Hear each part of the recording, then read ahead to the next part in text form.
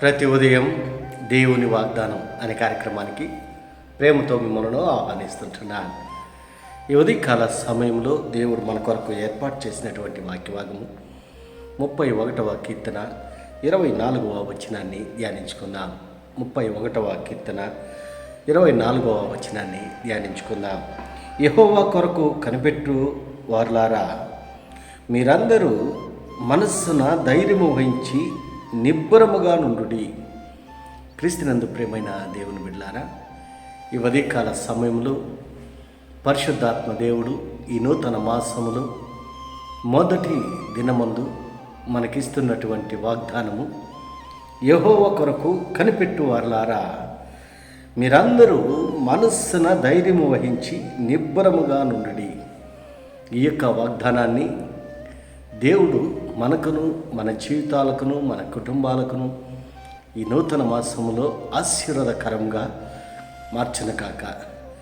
మరి ఈ యొక్క మాటల్లోని అంతరార్థాన్ని, ఆత్మీయ సత్యాలను మనం గ్రహించినట్లయితే, దావీదు ఈ యొక్క కీర్తనను రచిస్తూ ఈ యొక్క మాటలను మాట్లాడుతూ ఉంటున్నాడు. మరి యెహోవా కొరకు కనిపెట్టు వారులారా, మరి లోకంలో మనం గమనించినట్లయితే ప్రతి ఒక్కరూ ఏదో ఒక దాని కొరకు కనిపెట్టుకొని ఉంటారు. ఎగ్జామ్ రాసిన విద్యార్థులు అయితే రిజల్ట్ కొరకు కనిపెట్టుకొని ఉంటారు. మరి చెప్పుండిపోతే అనేక రకాలుగా అనేక మంది ఏదో ఒక దానికి కనిపెట్టుకొని ఉంటున్నారు. అయితే ఇక్కడ దావీదు అంటున్నాడు, యెహోవా కొరకు కనిపెట్టు వారులారా, మీరందరూ మనస్సున ధైర్యము వహించి నిబ్బరముగా ఉండండి. మరి వేరే దాని కొరకు కనిపెట్టుకొని ఉంటే ప్రయోజనం లేదు. వేరే వాటి కొరకు కనిపెట్టుకొని ఉంటే ఆశీర్వాదం లేదు. యెహోవా కొరకు కనిపెట్టుకొని ఉంటే ఆయన మన మనస్సున ధైర్యం వహించి నిబ్బరముగా ఉంటాం. అంత మాత్రమే కాదు, మరి అనేక విషయాలను మరి కీర్తనకారుడైనటువంటి దావీదు ప్రస్తావిస్తూ ఉంటున్నాడు. 23వ వచనంలో మనం గమనించినట్లు, యెహోవా భక్తులారా, మీరందరూ ఆయనను ప్రేమించుడి. యెహోవా విశ్వాసులను కాపాడును, గర్వంగా ప్రవర్తించే వారికి ఆయన గొప్ప ప్రతీకారము చేయును అని 23వ వచనంలో అంటున్నాడు. అంత మాత్రమే కాదు, ఈ యొక్క 31వ కీర్తనలో యేసుక్రీస్తు శ్రమల గురించి కూడా, చెరువులో పలికినటువంటి మాటలను కూడా ఇక్కడ ప్రస్తావిస్తూ ఉంటున్నాడు. 5వ వచనంలో, నా ఆత్మను నీ చేతికి అప్పగించుచున్నాను, యెహోవా సత్యదేవా, నన్ను విమోచించువాడవు నీవే అని అక్కడ కీర్తనకారుడు అంటున్నాడు. క్రీస్తునందు ప్రియమైన దేవుని బిడ్డలారా, ఈ ఉదయకాల సమయంలో పరిశుద్ధాత్మ దేవుడు మనకిస్తున్నటువంటి వాగ్దానం, యెహోవా కొరకు కనిపెట్టుకుని వారు నూతన బలము పొందుదురని దేవుని యొక్క వాక్యంలో మనం చూస్తుంటున్నాం.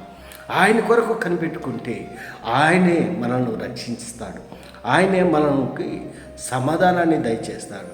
ఆయన కొరకు కనిపెట్టుకుని ఉంటే సంతోషాన్ని దయచేస్తాడు.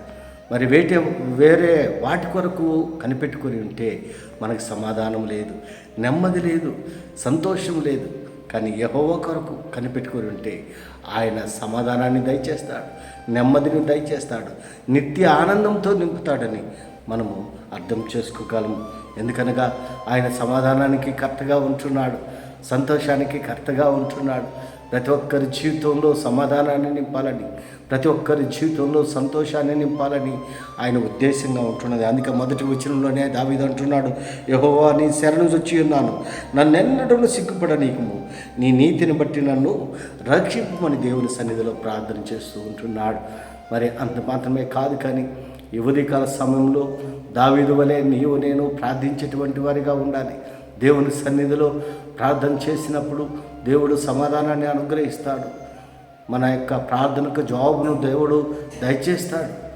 మరి అట్టి కృప నీవు నేను పొందుకొని దేవునికి మహిమకరంగా ఈ లోకంలో జీవించాలని ఈ కొద్ది మాటల ద్వారా నేను హెచ్చరిక చేస్తూ ఉంటున్నాను. దేవుడు మిమ్మల్ని అందరినీ దీవించి ఆశీర్వదించిన గాక. క్రీస్తునందు ప్రియమైన దేవుని బిడ్డలారా, మరి ఇంతవరకు ఈ యొక్క కార్యక్రమం మరి దేవుని మహిమార్థమై అనేక మందికి మరి ఆశీర్వాదకరంగా దేవుడు మార్చి ఉంటున్నాడని నా నమ్మకము, నా యొక్క విశ్వాసము.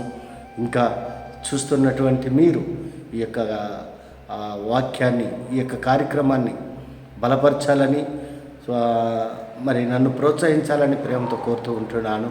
మీ స్నేహితులకి మరి ఈ యొక్క వర్తమానాన్ని పంపించండి, సబ్స్క్రైబ్ చేయండి. ఒకవేళ ఇంకా ఎవరైనా సబ్స్క్రైబ్ చేయకుండా ఉన్నట్లయితే మరి మీ యొక్క ప్రోత్సాహము ఎంతో నాకు బలాన్ని ఇస్తుందని నేను ప్రకటన చేస్తుంటున్నాను. దేవుడు మిమ్మల్ని అందరినీ సదాకాలం దీవించి ఆశీర్వదించిన గాక. ఆమేన్.